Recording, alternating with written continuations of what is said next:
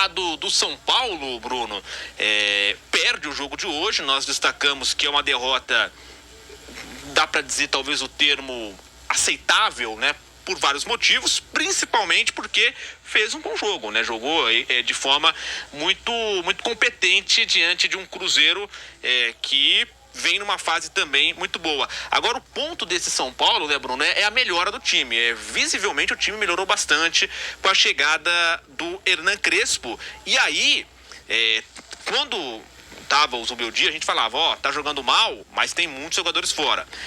Agora o time tem muitos jogadores fora, inclusive Oscar e Lucas, que são duas peças fundamentais, e o time tá jogando bem. Então não tem como não elogiar esse trabalho do Crespo. Com tantos desfalques como tinha o Zubeldia, ele tá fazendo um trabalho bom, e um time que tá jogando bem hoje, por exemplo, poderia ter empatado, poderia ter vencido, né? Teve chances, os números aqui, chutes no gol, 7-5, enfim, teve chances para isso.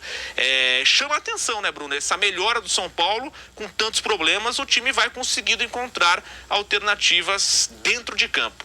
O time tá melhor, sim. Com 3 zagueiros se encaixou melhor taticamente.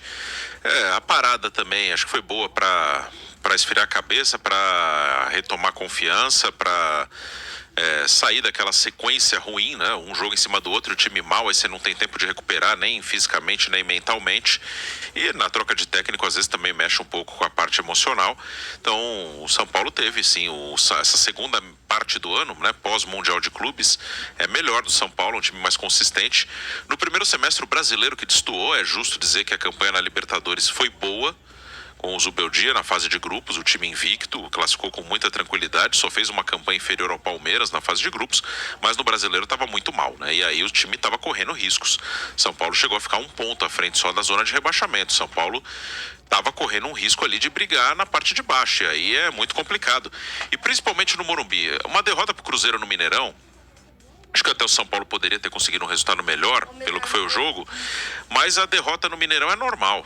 O Flamengo perdeu lá, o Palmeiras perdeu lá, é normal. O que no início do campeonato estava muito ruim era o desempenho no Morumbi. O São Paulo, na primeira metade ali, na primeira parte, né, antes da Copa do Mundo de Clubes, ele no Morumbi empatou com o Sport, empatou com o Fortaleza, perdeu do Mirassol, perdeu pro Vasco. 4 jogos no Morumbi que você não fez só 2 pontos contra Mirassol, Vasco, Fortaleza e Sport em casa, de 12 pontos, você fez só 2. É muito pouco, né? Ali que a coisa estava destoando, porque fora de casa é difícil realmente. São Paulo até teve alguns bons empates fora de casa naquela primeira parte. Ele empatou com o Atlético em Belo Horizonte, empatou com o Botafogo no Rio, que não são resultados ruins, mas beleza, vai lá e empata com o Atlético fora, empata com o Botafogo fora, mas quando vem para casa, não ganha do Sport, não ganha do Mirassol, não ganha do Vasco, não ganha do Fortaleza, aí não adianta, aí você não sai do lugar, fica na parte de baixo. Agora o São Paulo melhorou seu desempenho, principalmente em casa, né? O São Paulo está ganhando a maior parte dos seus jogos no Morumbi e de vez em quando arruma algum ponto fora de casa que ajuda, né? Hoje poderia ter arrumado um ponto, não conseguiu, mas ok. Ganhando a maioria dos jogos em casa, São Paulo tem tudo para classificar para a Libertadores, que é o objetivo, né? Que é o que São Paulo realmente pode ambicionar no Campeonato Brasileiro. É isso, São Paulo nesse momento é o 7º colocado, 32 pontos em 22 jogos.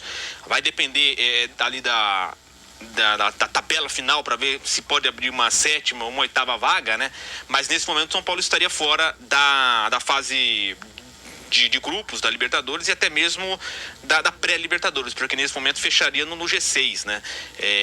Porém, tem essa possibilidade de abrir mais vagas e aí o São Paulo entraria. Mas com esse futebol que o São Paulo está jogando, ele pode terminar à frente de, por exemplo, hoje, de Bahia, de Mirassol, né? Com esse futebol que o São Paulo está jogando, ele pode fazer um segundo turno melhor do que fez naquele início da primeira etapa, né? Com o Zubeldia. Hoje o São Paulo faz um futebol para brigar por G4, né, Bruno? Sim, pode brigar sim, acho que é possível. O G4 eu não acho que é uma coisa impossível. Na tabela ainda tem algumas coisas desfavoráveis, né? Que o São Paulo, por exemplo, tem agora 3 jogos a mais que o Mirassol, que tá junto. O Fluminense também tem muitos jogos a menos. O Fluminense que está em 9º, né? O Bragantino que está em 8º tem o mesmo número de jogos. São Paulo então está realmente à frente do Bragantino, mas o Mirassol e o Fluminense têm 3 jogos a menos. Então Isso ainda é desfavorável, mas a melhora de desempenho é o que ajuda, né? O São Paulo tem tudo para crescer no campeonato. Então acho que a chance de uma vaga na Libertadores é boa. E até na própria Libertadores o São Paulo está vivo, né? Uma competição de mata-mata. Não acho que é o principal favorito para ganhar a competição, mas ele está vivo. E no mata-mata as coisas ficam mais iguais. São Paulo tem um confronto duro com a LDU, não é fácil, principalmente o jogo lá de Quito, na altitude, mas é um jogo que São Paulo tá vivo, tá na disputa. Se passar, pega Palmeiras ou River Plate e vai e encara. Mata-mata, as coisas ficam mais iguais. Num campeonato de pontos corridos, antes mesmo de começar o campeonato, você poderia apostar que o Palmeiras ficaria na frente do São Paulo e a chance de você ganhar essa aposta era muito grande. No mata-mata, dá um São Paulo e Palmeiras na semifinal, não é impossível o São Paulo passar. O Palmeiras até entraria como favorito, mas recentemente São Paulo já eliminou o Palmeiras em mata-mata mais de uma vez. Então, na Libertadores mesmo, com essa melhora de desempenho, o São Paulo acho que pode sonhar. Não é uma coisa provável, acho que não é o mais provável São Paulo campeão da Libertadores, não é o favorito, mas pode sonhar. Acho que você está, na teoria, a 5 jogos de conquistar uma Libertadores, então também acho que dá para pensar em alguma coisa, dá para sonhar pelo menos em disputar. E você com a gente aqui no pós-jogo da Jovem Pan, já vamos tentar ouvir a palavra dos treinadores, Hernan Crespo, Leonardo Jardim, assim que eles falarem lá no Mineirão, nós vamos tentar ouvir aqui a palavra dos técnicos ao vivo no pós-jogo da Jovem Pan. Você com a gente no YouTube, no aplicativo Panflix, também na rádio Jovem Pan.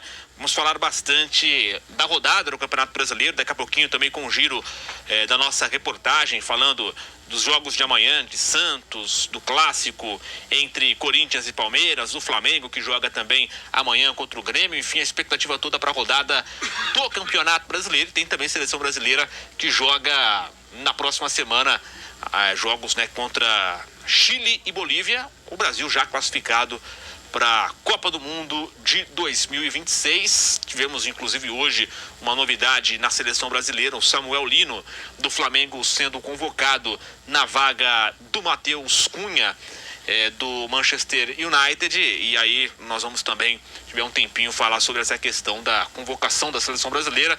Alguns nomes ficaram de fora, né? Alguns que já eram previstos, né, de ausência, como o caso do Vinícius Júnior, que está suspenso para o jogo contra o Chile e aí foi poupado de jogar na altitude no jogo da Bolívia. E tem também a questão do Neymar, né, que não foi convocado, e aí algumas pessoas também criticaram, questionaram, falaram que ele deveria ter sido convocado, mas ele está machucado, tem essa questão também, né.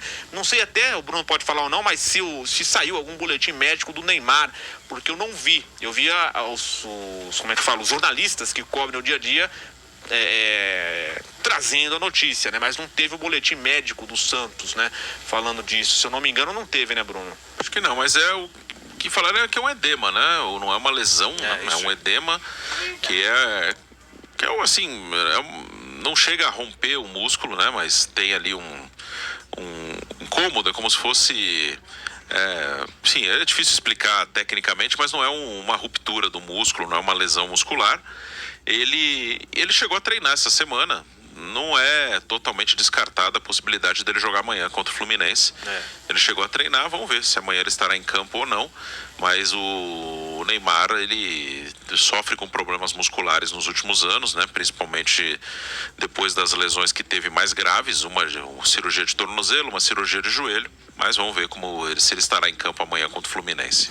Exatamente, esse jogo que era para ser no Morumbi, mas, né, com aquele 6-0 do Vasco, o Santos redeu inicialmente no estádio do Morumbi, né? Era Juventude, Vasco e agora Fluminense, mas teve esse voltar atrás, né, da equipe do Santos.